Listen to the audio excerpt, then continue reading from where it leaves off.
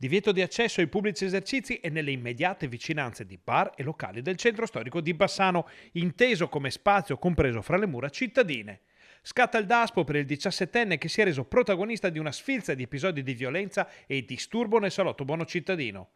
Lo ha firmato il questore di Vicenza, Francesco Zerilli, dopo aver ottenuto dalle forze dell'ordine e dall'amministrazione cittadina tutte le informazioni sul caso del giovanissimo, che da mesi ormai è responsabile di una lunga serie di risse, aggressioni, rapine, minacce e intemperanze varie nel centro bassanese. Il giovane dovrà inoltre presentarsi in commissariato 2 volte al giorno. La misura, secondo l'autorità giudiziaria minorile, è proporzionata allo status del ragazzo che è disoccupato e del quale si cerca di costruire un percorso di reinserimento sociale.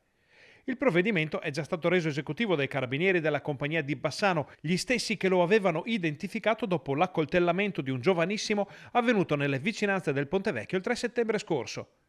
In quell'occasione il minorenne aveva aggredito per futili motivi un senegalese con un coltello, procurandogli lesioni giudicate guaribili in 2 settimane dall'ospedale.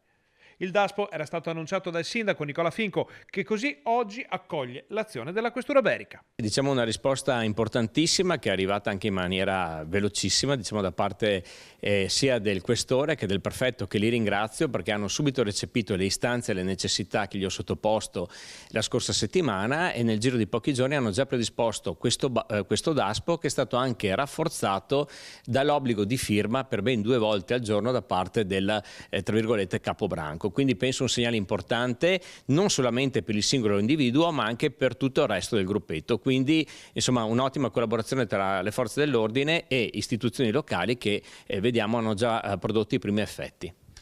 Sindaco, questo naturalmente non risolve del tutto una situazione, ma è un fortissimo deterrente. Ma è un fortissimo deterrente, ma anche un messaggio chiaro per chi avesse delle intenzioni simili a questi ragazzotti. Quindi la città è sicura, è monitorata e sicuramente in futuro, se ci saranno altri casi simili, agiremo di conseguenza.